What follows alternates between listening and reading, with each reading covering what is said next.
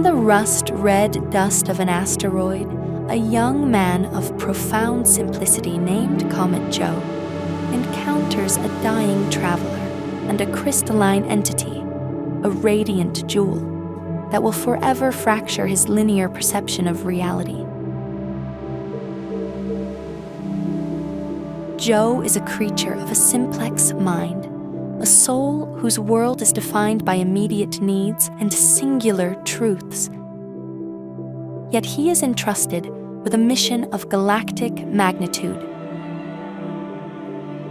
He must deliver the radiant jewel to the great city of Empire Star. This journey is not merely an excursion across the physical vacuum of space. It is an arduous ascent through the stratifications of consciousness.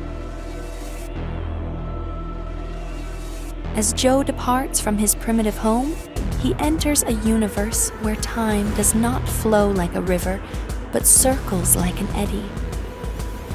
Where the liberation of an enslaved, multi-conscious race, known as the Lil, hangs in the balance of his own intellectual evolution. Guided by the enigmatic and often sarcastic Lump, a creature who is less a companion and more of a linguistic mirror, Jo is propelled through the cosmopolitan hubs of the galaxy.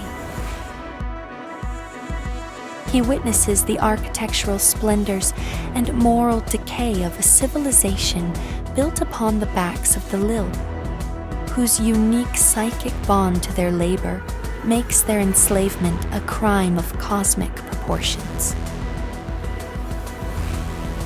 Along the way, Jo's mind begins to stretch, shedding the comfortable skin of his simplex thinking for the complex realization that every action is a knot in the web of cause and effect.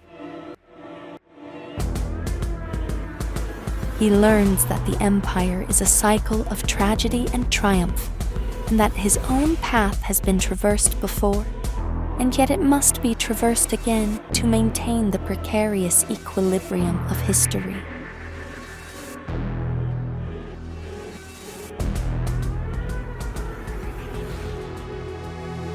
The narrative itself, whispered to us by the jewel, in a voice that exists outside the confines of sequential time, reveals that Jo's mission is a closed loop.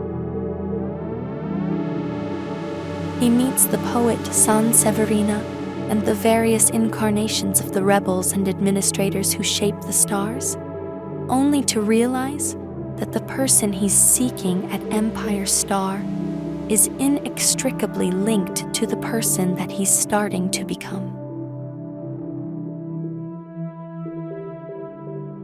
The multiplex view, the ability to see the many facets of a diamond simultaneously without losing sight of the stone itself, becomes his ultimate destination. When the jewel is finally integrated into his being, the focus of his gaze can no longer be directed at any singular point in space, but toward the intersection of all possible futures and pasts.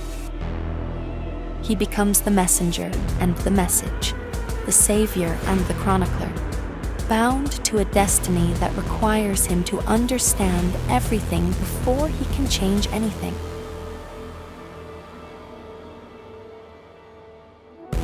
As Jo stands at the heart of Empire Star, where the gravity of the universe pulls all the threads of time into a singular blinding knot, he realizes that the freedom of the Lil and the salvation of the human spirit depend on the willingness to embrace a reality that is never just one solitary thing. He has evolved from the raw potential of a child to a man of the multiplex, a transition that demands the sacrifice of a quiet life for the burden of total awareness. We are left to wonder at the nature of this ascension and the cyclical trap of heroism. If the path to liberation is a circle that must be walked eternally to remain unbroken, is true freedom found in successfully completing the loop? Or does the ultimate multiplex perspective require us to find a way to step out of that circle altogether? We hope that you've enjoyed this brief introduction to Samuel Delany's Empire Star. And we hope that if you haven't read the story yet, you'll be reading it soon. Please always remember that Book Time Learning is dedicated to the study of writing and literature and education. If this video has been helpful or enjoyable in any way, please consider clicking the like button and/or subscribing. And thank you for watching.